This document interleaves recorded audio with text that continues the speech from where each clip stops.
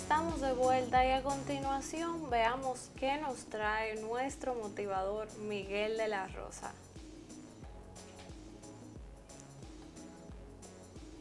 Aquí.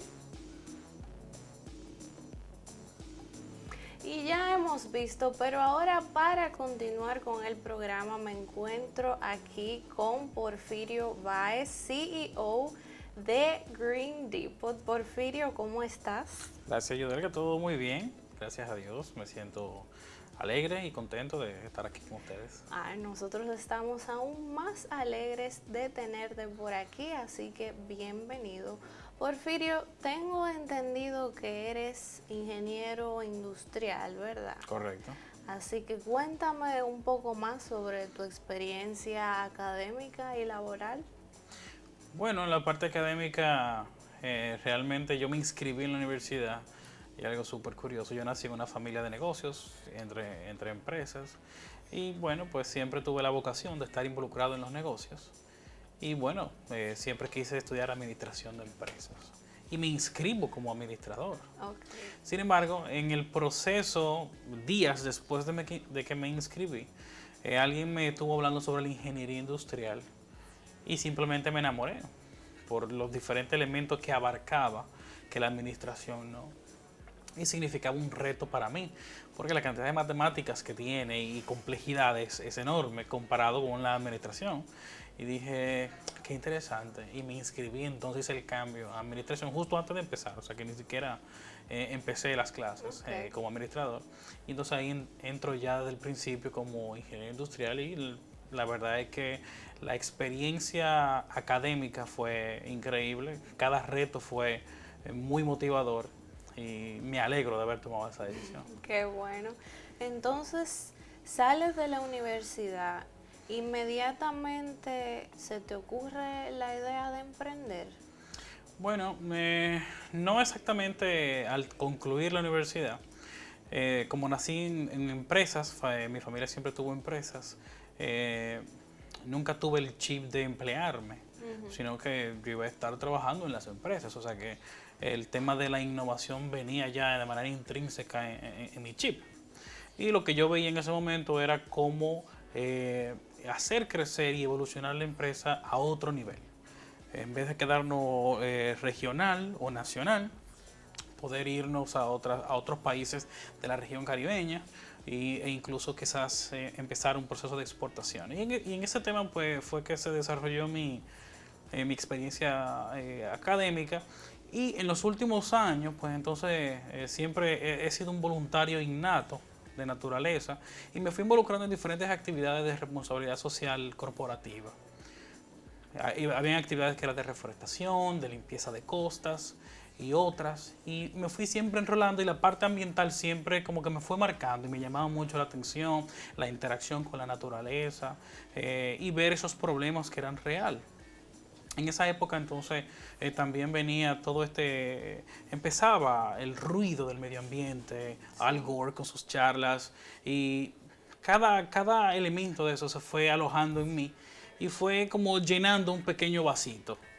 Y ya el tema ambiental venía siendo algo importante en mí, incluso en la forma en la que yo hablaba y me expresaba en términos generales.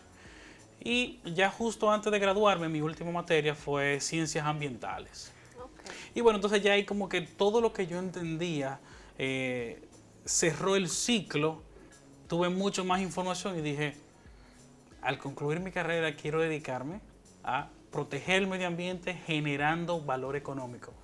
O sea, a través de empresas rentables que generen valor porque había un cierto miedo o una incredulidad de que los negocios ambientales o que protejan el medio ambiente pudieran ser rentables. Y obviamente toda empresa lo que busca es una rentabilidad primeramente. Claro. Entonces, ese fue nuestro eslogan en ese momento y así nace entonces Green Depot, bajo ese esquema y bajo la sombrilla de las empresas familiares. Ok, ¿hace cuánto tiempo fue eso? Green Depot nace en el 2011 de manera oficial. Ya en términos de diseño empezó en el 2010, pero oficialmente ya con operación, con identidad visual, 2011. Ok, entonces, Cuéntame sobre el proceso que ustedes les lleva. Tengo entendido que hacen platos a base de yagua de palma. ¿Cómo se te ocurre?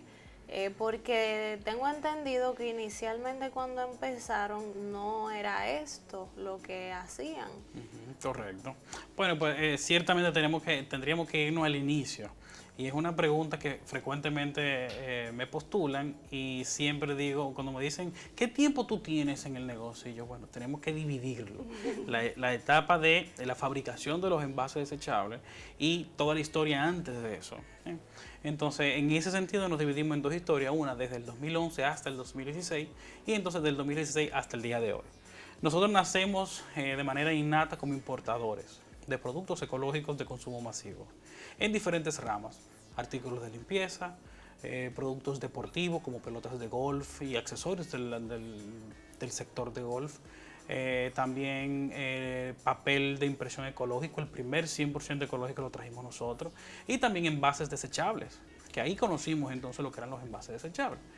Pues en ese esquema, pues entonces nosotros durante esos 5 años, 2011-2016, nosotros vendimos más de 7 millones de artículos ecológicos. Wow. O sea que en ese momento, que ya en 2016 estábamos agotando nuestros inventarios, ya teníamos que hacer reposiciones, volver a firmar nuevos acuerdos con los suplidores, nosotros hicimos un análisis porque nacimos para cumplir dos elementos básicamente. Uno, probar que los negocios ecológicos eran sustentables en el tiempo, que había un mercado para ellos y obviamente proteger entonces el medio ambiente. En el 2016, cuando estamos en ese proceso, decidimos hacer una auditoría para saber cuál era ese impacto ambiental, porque ya teníamos, por el mismo proceso anualizado de las operaciones, sabíamos que era rentable. Pues entonces la parte ambiental no fue muy prometedora.